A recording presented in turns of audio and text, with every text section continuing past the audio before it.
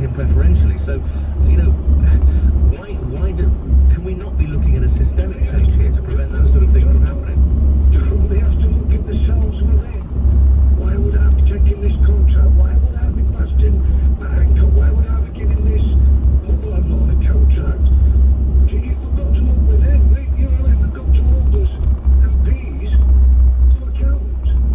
There's nobody twisting the arm at the back. How would you in practice though, Anthony, how would you hold MPs to account? What would need to change for there to be greater transparency? We have got no transparency. We've got no transparency for anyone, have we?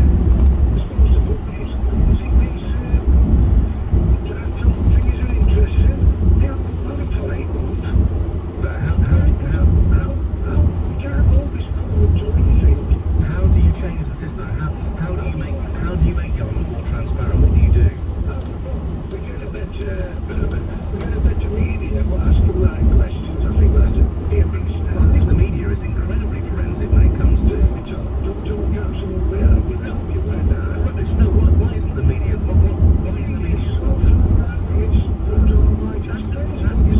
That's ridiculous. That's ridiculous. The media are all shades of political hue, from left to right. That's the whole point.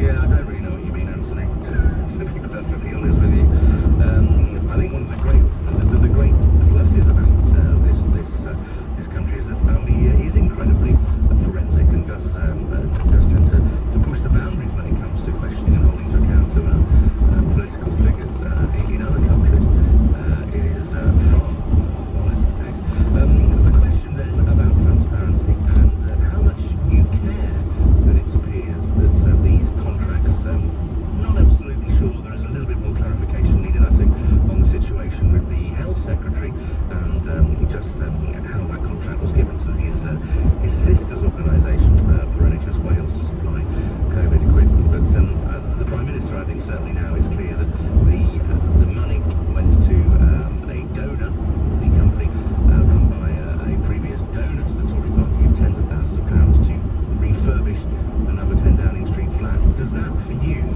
qualify as sleaze? And is it something that riles you enough to suggest that Boris Johnson should be somehow punished or held to account, or that the system should change across the board so that governments, be they the current Tory government or any future government of any political colour, are not allowed to show favouritism or preferentiality when it comes to whom they give contracts, if indeed some of those companies have either a political interest by getting the contract, or they have some sort of political sway over the government, or they have simply given the party of that government money. They've been a donor. 0345 606 0973. You can text as well, 84850, and you can tweet at LBC, and you're going to be hearing in around about 5 minutes' time from Dan Bloom. And Dan is the online political editor for the Daily Mirror.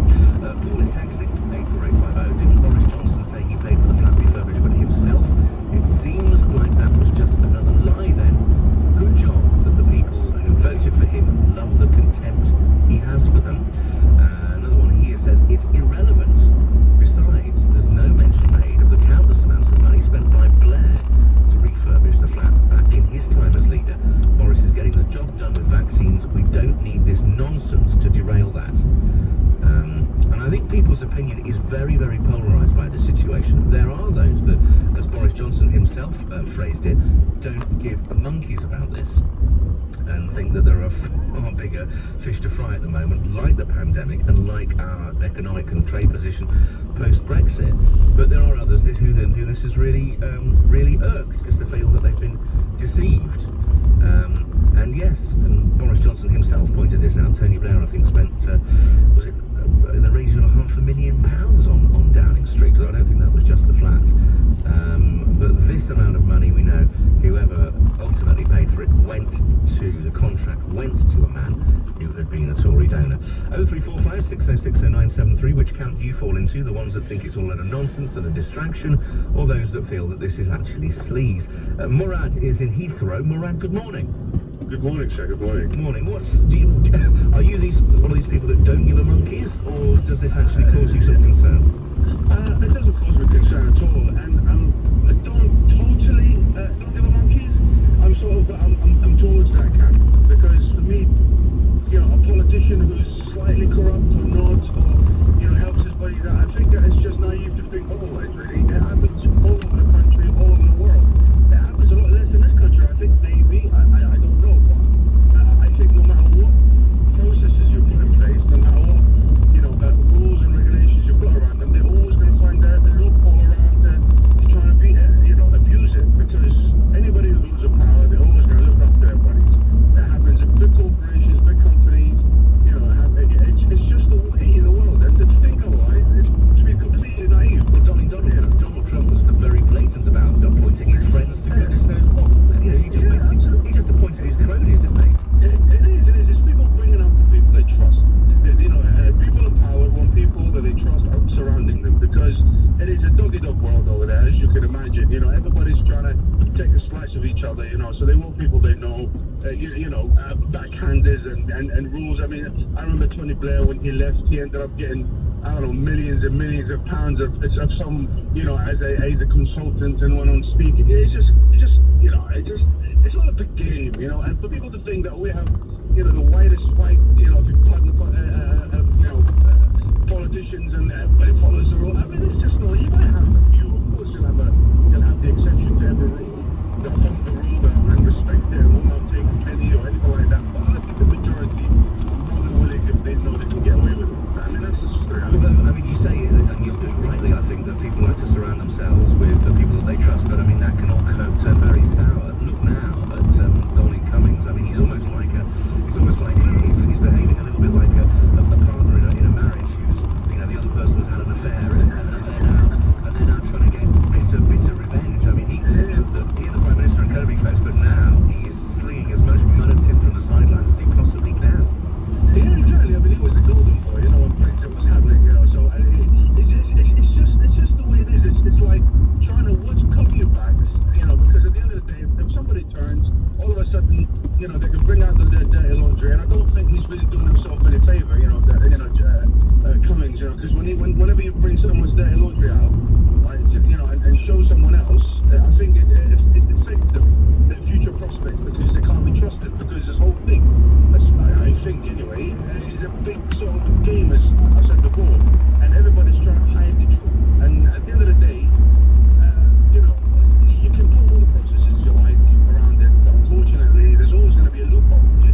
It always will, because people would want to get the best contracts. People want to get the. I mean, I saw the documentary about the whole, test and trace and the PPE. Murad, we're losing you, I think, there.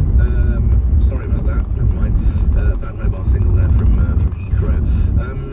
I agree actually with the gist of what Murad was saying, but I don't, from my point of view, if it is proven objectively that a company, even if they have, for example, or if a person owning a company has donated money to a government, to the party of government, if they are also the company that can do the work most efficiently, do the best job, and do it for the best price, then I don't see any reason why they shouldn't be contracted to do work for the government, whatever that may be. But I think that needs in some way to be established objectively. If there is a competing company for the contract who can do it better, then they should get it. But that to me would seem, again, like common sense, but it's just how you establish that in practice, I suppose.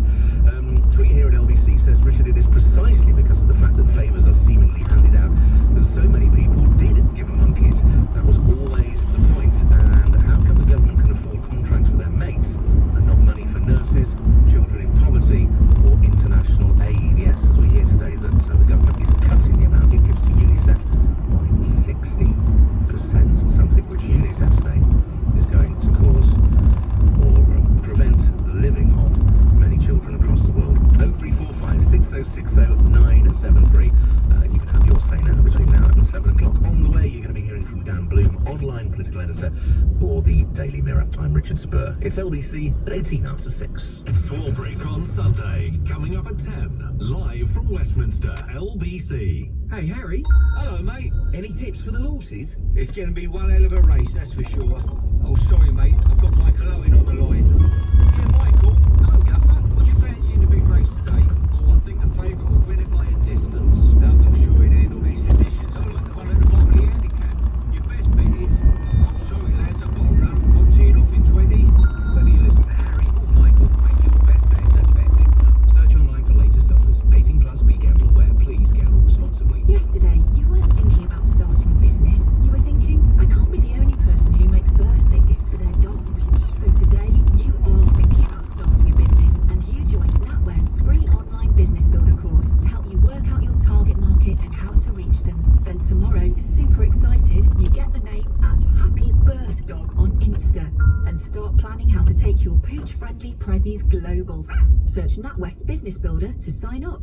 NatWest. Tomorrow begins today.